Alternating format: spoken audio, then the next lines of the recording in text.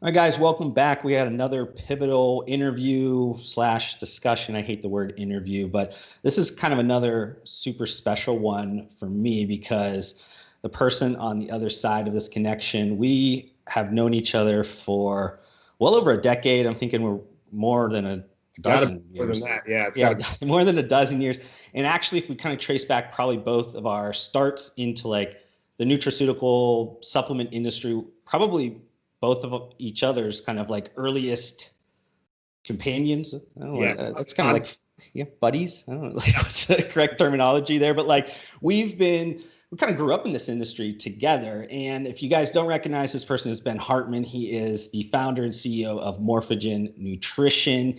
And I wore this shirt. I'm sure you realized it before we As turned soon as on. it popped up, I was like, dude, that's fucking epic that you wore that I was shirt. like, I wear this. So Ben and I know each other from college, actually, and there's a kind of a ton of things in between then. But I want to kind of give the floor to him. Yeah. So yeah, we went to college together. I basically got my start at Kent State doing kind of all things fitness and wellness within campus recreation, personal training, fitness consulting, wellness testing, all that kind of stuff. Worked my way up through the ranks. As many people did when we were there, a lot of influential people that went on, to do these great things, and basically realized that the schooling that I was in was potentially not going to be the direction that I was going to go. So academically, I was pre-physical therapy. So the exercise physiology program, kind of taking all these pre-physical therapy, prerequisites, heavy on the biologies and the chemistries and the biomechanics and all these things. But what I really had a knack for was management of programs and services, and also kind of mentoring people. I managed some student staff, would later go on after Kent State to do the exact same job, but professionally at the University of Akron, 20 minutes up the road. And while I was at Akron, since I was full-time there managing all their fitness and wellness programs, I went ahead and got my master's degree there since it was free. So I had, the heavy exercise phys and all that kind of stuff as an undergrad, ended up getting a dietetics and nutrition master's degree, also heavy in the, the chems and the pathways and all that kind of stuff. And the entire time that I'm going through this whole kind of academic and professional, journey, I had always worked in the industry. I was personal training. I was selling supplements on the side out of a local supplement store. I was kind of doing it and making a commission off of that. We're talking back before social media, 15, 20 years ago, the old message board days. And I basically developed a reputation for being a very no bullshit source of information, where here is the information. I can usually take the information and package it in such a way and deliver it in such a way that it can be applied by the person, because knowledge without the ability to do anything with it is worthless, essentially. And through that, kind of developed a reputation for being this sort of person, and made a lot of my initial contacts in the sport. So guys like John Meadows and Ken Hill and Justin Harris and Shelby Starnes and all these prep coach and competitor type of big names. Through that, ended up getting recommended for a very early sponsorship with a very, very large, global powerhouse company. This was before affiliate reps on social media and discount codes and that whole thing.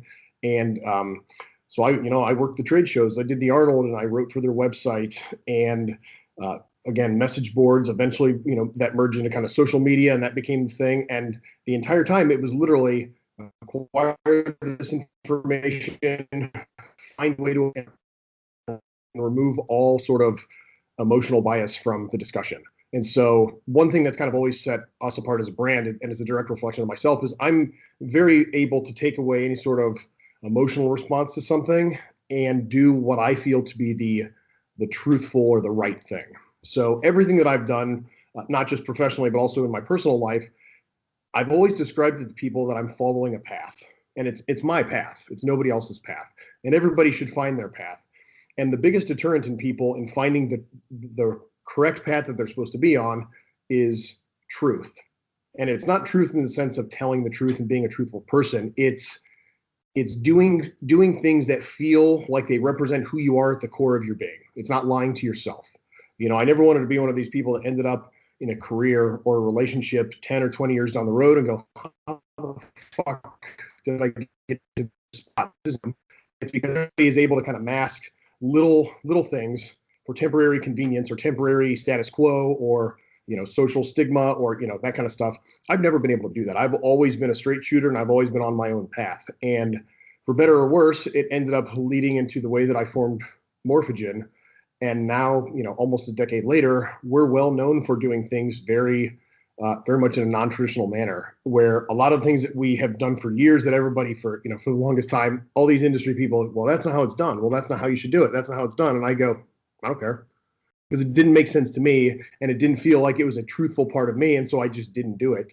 And now after all these years of kind of staying on that course, here we are as a brand that's very well known for doing things a very specific way because we believe it to be the right reason. And the people that find value in that reason and have the same sort of logical mindset where they can connect with, the reason that we do these things, they essentially don't have a choice but to align with what we're doing because it's part of their truthful path as well. And it's been a very cool kind of full circle journey where all those years of, am I supposed to be in fitness management? Am I supposed to be training people? Am I supposed to be, I used to teach at the university and I love teaching. Am I supposed to do that? It's like, what am I actually supposed to be doing with the way that I compartmentalize this information and present it to people? And ultimately it led to this. And it's the thing that I'm the best at out of all the things I've done. So, yeah, I'm going to piggyback off like a ton of those comments because through the story, there was a few things that at least were memorable and kind of I can relate to. First, you're talking about the message boards. That's kind of how I got my start too, at least initially into the industry, was through bodybuilding.com forums and a few of the other ones, just kind of sharing information. And I think on the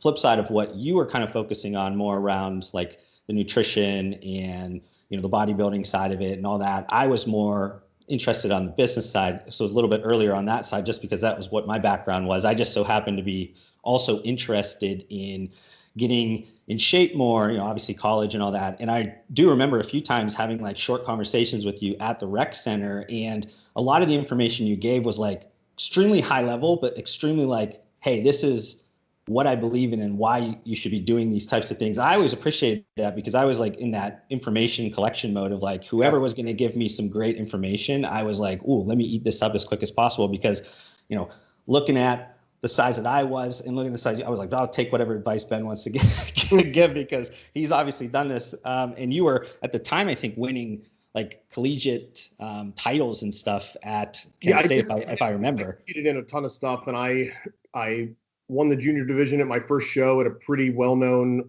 drug-tested show. Ended up competing in a bunch of different stuff. Earned a natural pro card back in 2010. Ended up helping run that organization and judging a bunch of shows for a number of years. So I always kind of had just enough street cred from again, that application side of things. It's like, am I the nerd guy with the information and the certifications and the teaching and all this, or can I actually fucking do what I am saying that I'm doing? And like, oh, well, what good is all the information if he can't actually do any of it, or if it doesn't show anything? So I was narrow-minded with what I was trying to accomplish. I didn't know what the grand picture was, but I was very narrow-minded where it's like, I'm going to acquire this information. I'm going to live it and breathe it and become obsessed with it. And that's who I am. And anybody that doesn't align with that, like, can just get the fuck out of the way. And so back in the day, 9 out of 10 people that I would personal train or that I was teaching or all these things, they just couldn't connect with that. I don't want to say they weren't ready for it, but it was too much. You know what I mean? It's like, if anything, I've been accused of being too much in many respects. And the people that, the 1 out of 10 that kind of get that sort of thing, they're never going to stray from being a supportive person with what I'm doing because the way that their brain works aligns with the way that my brain works. And it just is the way that it works. And it's been very cool the last few years, especially within the industry, at least within our little, sliver of the pie that's vastly growing, is there a lot more of those sorts of people that they want more answers. They want more transparency. They want to know the why something is done, not just that it is done and we believe it to be good, but why did you do it? What is the decision making behind this?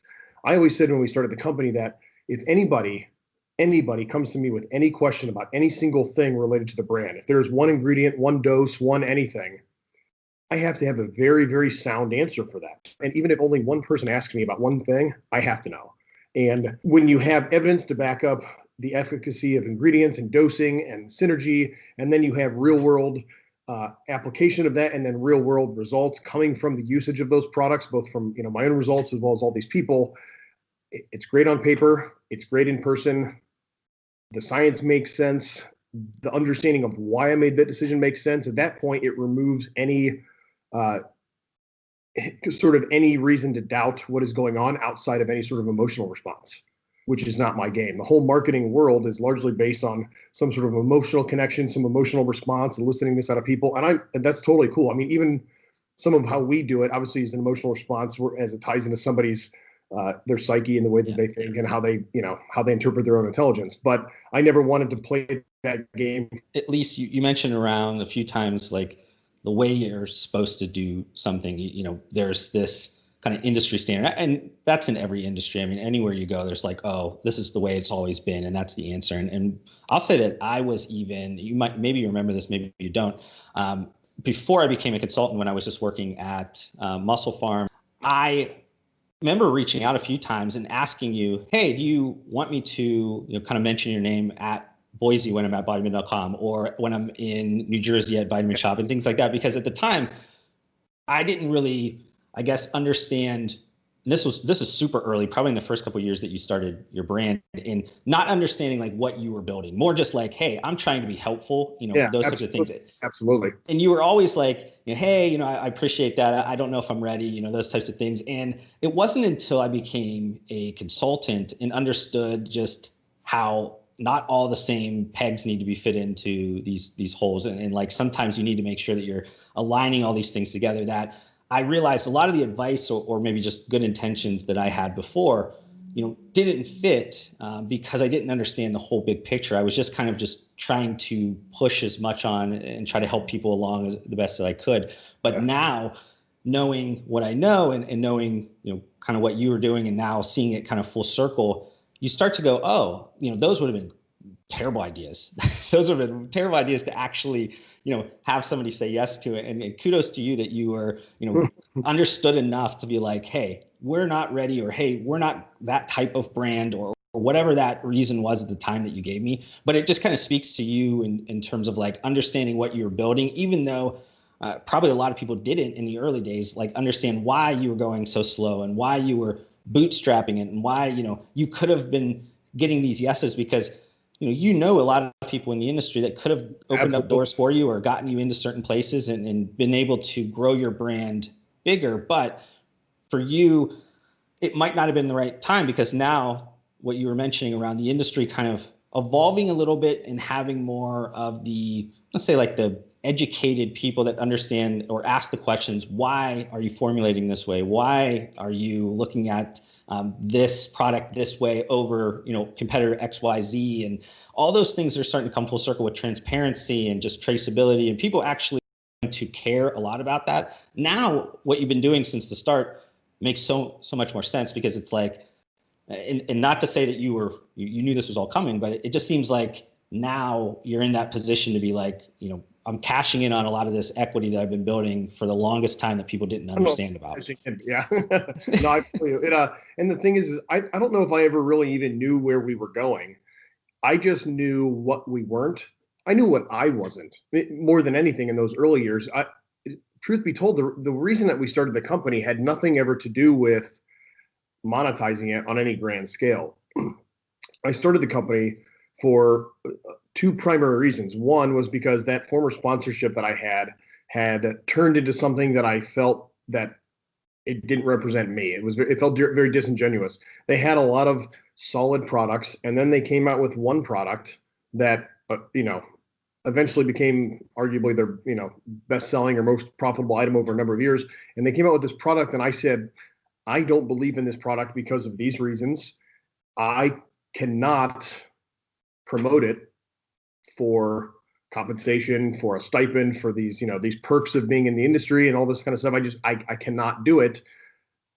It is painful to me to be disingenuous in any capacity. I cannot do it. So I realized that I had to, if I was going to do anything and align with anything that perfectly matched the way that I think about things, I had to create it, first of all. And the second thing was, I always knew that, at least at the time, fitness industry stuff is not super lucrative. We know this. I never expected to ever make any money. I never expected to be the breadwinner in our family. My wife is an accountant. Before she quit her job 6 months ago, she was a relatively higher level accountant at a large, global bank. She knows what she's doing, and she's fucking dope at that. And the plan was always, well, she's always going to be this like figurehead of the household. Can I supplement that and be home and eventually provide childcare for our kids and not spend money on childcare? Because I was like, my old salary was nothing.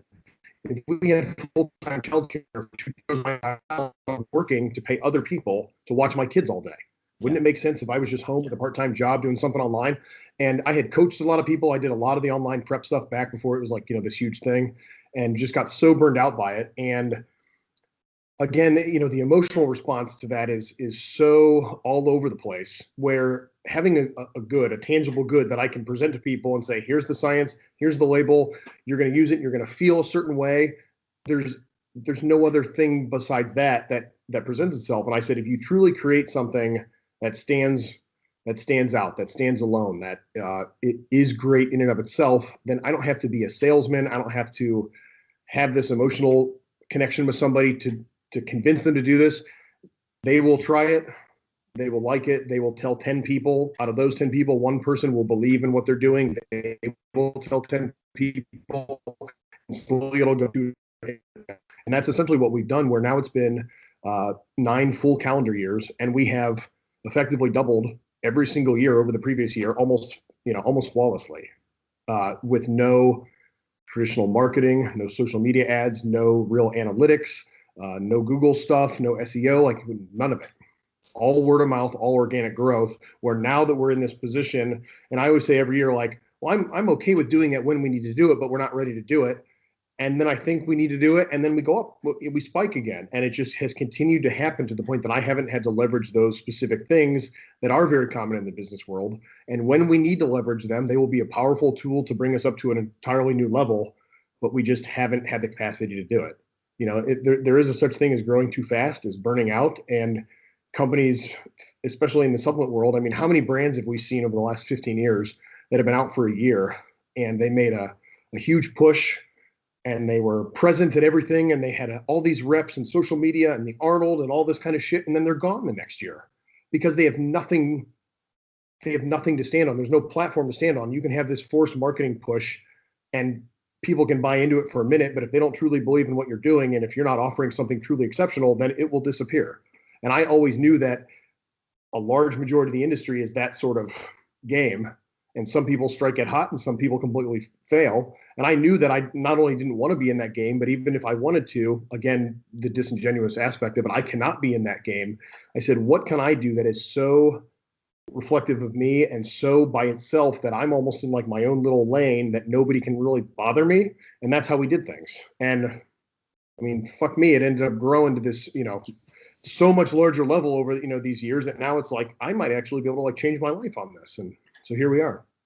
Yeah, the industry as a whole is definitely the shooting star mentality. You have a lot of people that garner a good amount of attention right off the bat, but they're only really just transactional in the sense of how they're building that. So when it comes to the community aspect, they don't have any of that kind of base level, foundation level to actually sustain any shock, in their kind of movement. So then you have just these brands just dying out extremely kind of fast. And to your point, like you built it kind of brick by brick, that now it has such a strong foundation that now you just are reaping the benefits of this kind of network effects of like the culmination of people just saying, hey, this is a great product, you guys should try it.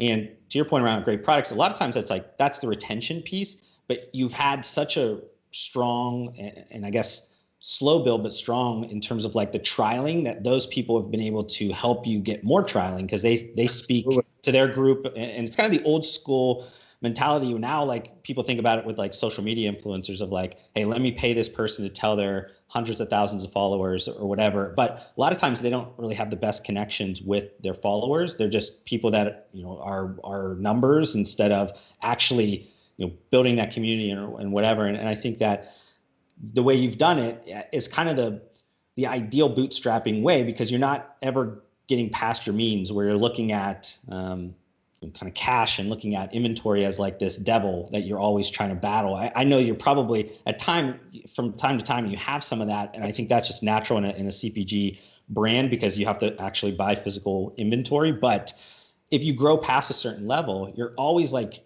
chasing something that you have this pressure on you that you have to give, X discounts, or, in the case of some of these bigger brands, they have their sales guys out there pushing like crazy in certain stores or whatever, and it dilutes their brand, it dilutes pricing, it dilutes all kinds of things just because they need to avoid. Yeah, they need to get to that level of like chasing that cash. Like I need cash to buy more inventory. I need cash to do whatever. And I think to your point, like a lot of times people get too big for their britches. They want to grow way too fast. And not to say you couldn't have grown faster. I'm sure you probably could have and sustained it. But I think that there is something to say about like knowing where you need to be wrangled in at and saying, hey, I don't need to put so much gasoline on this fire, because if I do, I feel like it's going to get a little bit out of hand and it's going to get past the point where I can feel like it's still mine and whatever. And a lot of the brand as a whole, at least from what you're saying and what I could see from the outside, is that it's a personification of you. It's what you believe in. And if it gets away from you, what do you have? You don't have anything else. Yeah. I mean, you hit the nail on the head with the dilution factor, where people a number of years ago said, well, why don't you just buy triple the inventory of everything, and then you have extra stuff, and you can go to retail, and then you can do direct, and you can do all these things. You're leaving the money on the table. And I'm like, but then where do I get the money? An investor, and then I owe somebody money, and then I have to answer to somebody, and then I have to make business decisions based on this person. The other piece of that is these companies form to make a profit. That's what business is, right? And we knew that the money was going to come eventually. And every time that we got a little bigger, there was always temptation every single year to draw a salary from that. I didn't take my first paycheck until our 7-year anniversary of the company. I literally ran the company part-time for 2 years and then full-time for 5 years by myself with 0 employees, 0 help, with no salary. And every single year that we doubled over the previous year, it was real tempting to write myself a check, at least some sort of monthly thing. And like, up until we bought this house a year ago, we lived in a very modest 2-bedroom house with no storage of all our personal stuff. I mean, we needed a bigger space just for our family. We had nothing. Even with the business, we had a very small warehouse space that was not an ideal situation. It was very overcrowded. It was bad, but it allowed us to continue to do things the way that I always believed that they needed to be done, again, to represent the brand, which is a direct representation of myself. And once we got to that point that I realized that I was, kind of harming our growth by not relinquishing some of these things, is only when I started to invest in some employees. And we were still very selective with the type of employee, the number. I mean, right now we have 4 full-time employees. We just brought 3 of them on full-time last week. They were very part-time, and we had 1 full-time person. And 2 years ago, we had 1 part-time person just fulfilling orders, and that was literally it. And did it stifle our growth a little bit? I'm sure it absolutely did. But like you said, we never got ahead of ourselves. We never, overgassed the fire to the point that it blew up on our face. And the fact that we didn't have to draw a salary from the company all those years, when we fucked up, because we absolutely fucked up a number of times in the first 5 years, instead of going out of business, we just corrected our mistakes and coasted for a little bit, and then kind of like restarted. Well, this was a huge mistake. I need to do it this way, but it's going to take 12 weeks to correct this mistake. Hopefully some of these people are still around in 12 weeks and still believe in what we're doing. They're going to go buy something else. And then hopefully some of them come back, and then hopefully we, get the ball rolling again. And that's exactly what we did a few times in those early years, where a lot of companies don't have the opportunity to do that because they have to be monetized right out of the gate, either because of investors or because they're drawing a salary to pay their bills. And I was very fortunate that I didn't have to do either of those. Yeah, I think that really helps, being able to kind of stick to your core and stick to your values, and actually be able to see that vision out the whole way through. Because I talk to, a lot of entrepreneurs, and, they've gotten into some of those problems where they get a little bit over leveraged in certain ways, and they have to make compromises on some things that they came out from the gate and wanted to do. And part of me always understands, because a lot of times you get down to like your back's against the wall, business continuity and needing to actually keep that door open sometimes makes you make interesting decisions because you have to do what you got to do. But I think the way that you put it together, it alleviated a lot of that stress that you had to do those things. And building a brand, at least a long-term sustainable brand, and you've been at this for much longer than what an average business stays around, especially in the industry, you have to stay true to your vision, stay true to yourself. And because I think it's such aligned with you, it's a lot easier than if you would have built this brand that's like totally built on some like interesting branding element or some interesting creative, thing that a lot of people kind of go after, and they have to keep that brand going outside of themselves as well. Like this brand, I'm sure has evolved with you as a person, as you've gotten more maybe interested in general health and wellness supplements or other things that were a little bit outside of maybe before when you were like, hey, I'm interested in pre-workouts, I'm interested in whatever those things were at the beginning because of the, 20 somethings over 30, 30 somethings, like you start to care about other things, but your brand can evolve now because it's you and people understand it's you and it's aligned with you. It might not be, Ben Hartman's supplements, but it's close enough that people go, oh, I get why he's moving into these things because we're evolving. We should be probably evolving with them as well. Yeah. It's funny you mentioned that because very early on it was sports performance. That was it because I was competing and that's what it was. And I always said, oh, I'm never going to do a fish oil. I'm never going to do joint. I'm never going to do these sorts of things. Because to me, they weren't like sexy, right? There wasn't a way to make them sexy. And then I realized as I was going that not only were my needs changing, but I was looking at our greater audience, our team, our family, our everybody that supported us. But ultimately, all the decisions that I've ever made have been the result of me thinking about myself as a customer or me and my family. So if I'm a customer to my own brand, what do I want to see? And what pisses me off? If I get hit with $12 in shipping at checkout, it pisses me off. So I made all the shipping free. Poof, done. And everybody goes, well, you're leaving all this money on the table. I said, yeah, but the value to the consumer is greater. And maybe that's one of several things that entices them to not only come to the brand, but stick with the brand. And they go, well, yeah, but now you're growing and so big, you should take that away and pocket. But if I takes away part of the charm of why we started the company from day one. And it was not to monetize. It was to create something that if I were a consumer of my own brand, I would value it. And then I started to look at my family and I looked at, you mentioned organ health. We have a product called Morphogen, which is a huge seller. It's like, probably number 3 for us. And we developed that a few years ago before that was a really hot sort of thing. I think back 3-4 years ago when we developed it, there may have been 1 or 2 brands that were selling like a powdered organ health and teeny little scoop. I'm sure you know what I'm talking about.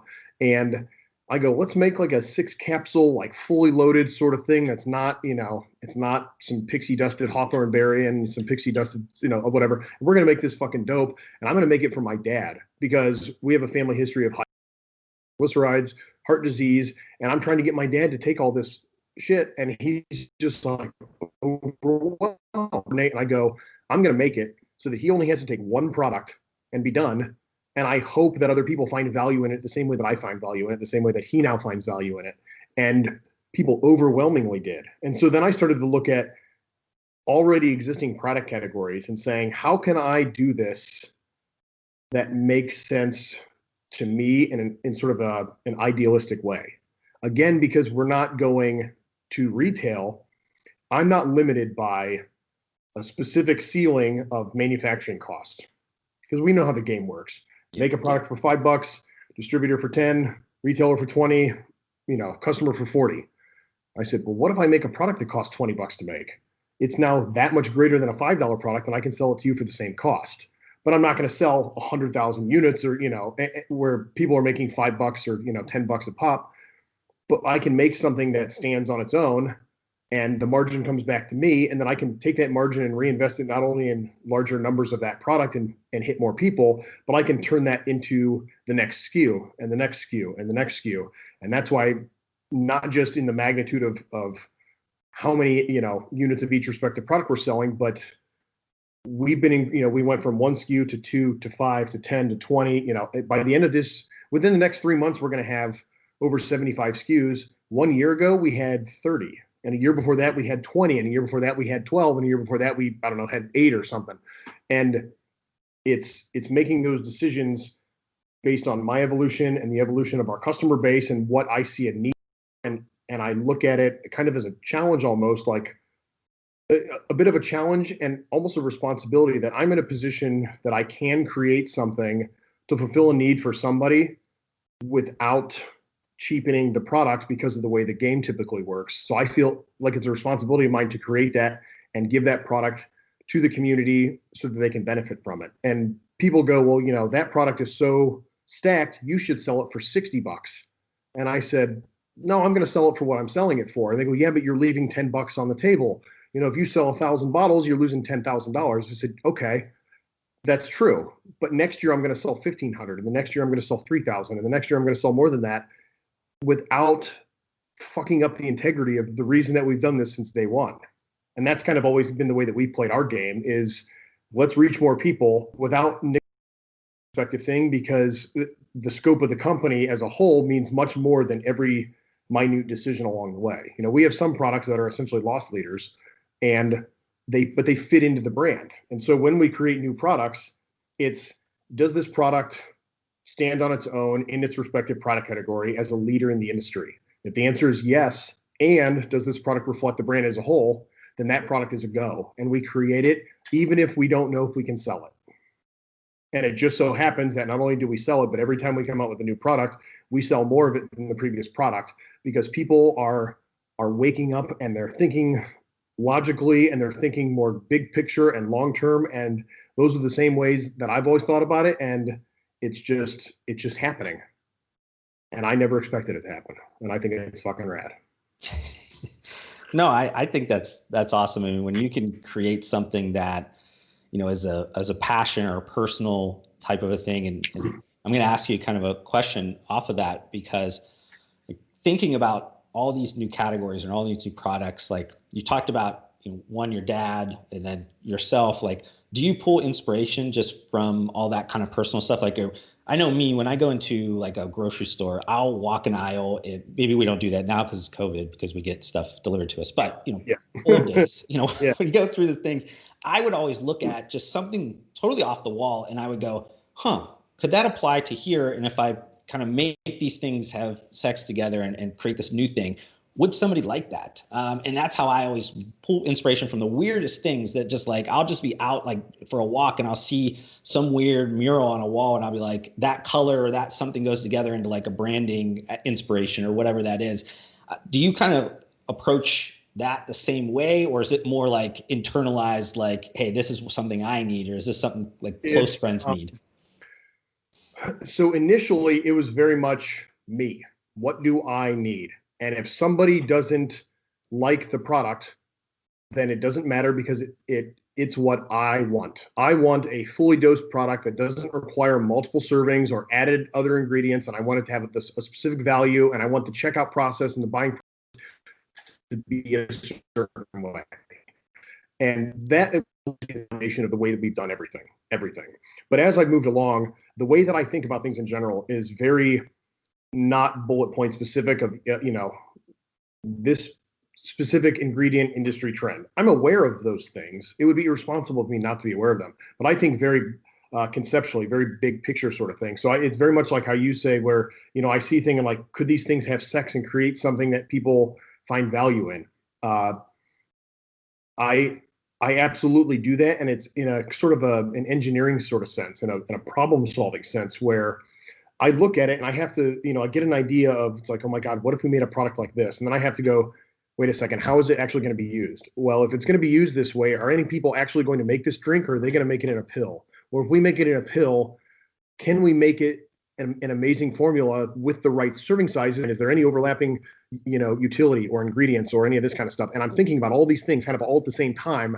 And as I've gotten, you know, older and wiser and figured out the company a little bit more, I'm much better at doing that, both efficiently and quickly and without as much error as I was. You know, there's a lot of trial and error early on, where now I can kind of just flow with it, you know, sort of the get into a flow state and come up with something that almost first try, almost every time, it fits exactly what we needed. as a brand, as what I needed, as what all these people needed, and the price comes out okay, and we were able to flavor it or cap it or whatever we're going to do, and it just works.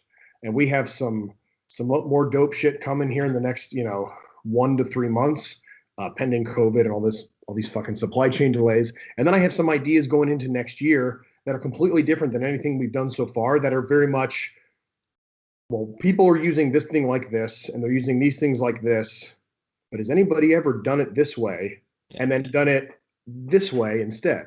And I have some of these things, and the ball is kind of rolling, and I'm very hesitant to even discuss some of it because one of them I think is a pretty novel concept that the few people that I've discussed it with, they're like, you might have something that nobody's done. I'm like, well, I better keep my mouth shut then, because the last thing I need, and I talk a lot anyways. The last thing I need to do is spill those beans and then have somebody beat me to the punch, and who knows. Yeah.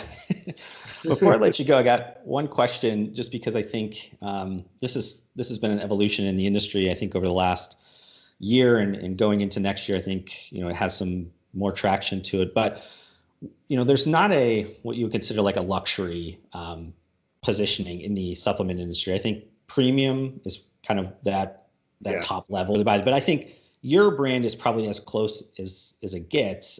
Do you think there will ever be, like a continuation of kind of this premiumization, luxury type of a category? And does it sustain brands? Like, do you think eventually somebody actually is going to build like a pretty significant brand at that high level? Or do you think it's always like, people are going to try to choose and be drunk off of like low price? So look at the car industry, the automotive industry, right? There are $1 million cars. There are, Lamborghinis that cost a couple $100,000. I don't know how their business model works, but I know that they don't advertise in commercials. And I know that they're still in business after all these years, which means they have to be turning some sort of profit. And they have a very, very, very, very, very small, selective, specific group of people purchasing their goods. So there is a demand for it, but it's not the same demand as 80% of the population who are buying, family sedans. And, we have our family vehicles, we have our Subaru, just like every other family does, that costs 25 grand or whatever it is. And that's always going to be predominantly what exists. There will always be ultra budget brands that I don't align with, but they exist. And then there will always be premium, and then the tippy top, of this like ridiculous. We'll just call it ridiculous. Do I think there's a market for that? Absolutely. Interested in? Absolutely, but I'm not willing to divert my attention away from this premium sort of legacy that we're building to do that. If for some reason everybody, in let's say in the next 3 to 5 years, if somebody came in and bought Morphogen from us, which I'm not even sure I would ever even do that, but let's say hypothetically that happens, and now money is no thing, what would I do? I'd sign a non-compete for a year or two, and I'd come back and I would create that.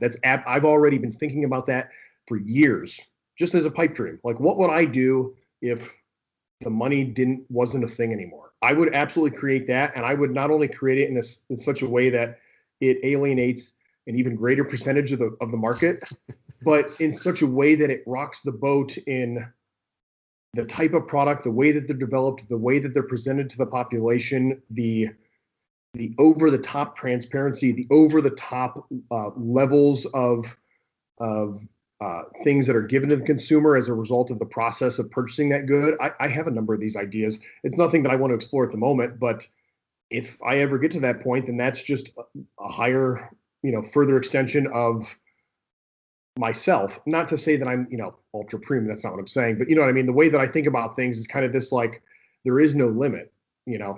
My human existence has no limit. If it does, then why do you try to do anything? Why do any human beings try to do anything? Conquer? Why do you try to scale the biggest mountain? Why do you try to do anything? But as you go up that mountain, further people can make it up the mountain, and then when you get to the top, you might be the only one. So that's not something I'm looking forward to doing anytime soon, but it's certainly something that I entertain. But if somebody does it and they don't need to monetize it, are they going to sell eventually? Somebody's going to buy it eventually. And then over 10 years, enough people are going to buy them that one person is going to be literally in their own industry, and they're going to have no competition, but they're also going to have like 1 out of a billion, customers. Yeah. So. Well, on that note, I'm going to let you go, Ben. I appreciated the conversation, appreciated you sharing some of your knowledge with my community. If people want to follow you or follow the brand, how do they do that? Morphogen Ben. We have the Morphogen Nutrition Instagram account. It's morphogen_nutrition. Our website is mntakeover.com. So we always say join the takeover at mntakeover.com. Usually some way around there, somebody can contact us. We have our phone number. We have a submission section on the website. You can ask product questions. You can send me. I get hundreds of DMs a day with all manner of stuff. I answer every single one. I will answer every single question. It's starting to get to the point that, basic questions about like, where's my order, or, how does this taste? Those sorts of questions are, getting diverted to support staff, but more intricate questions, I'm always going to answer them, always. It's time to create the Ben chatbot. He'd probably be an asshole. Yeah.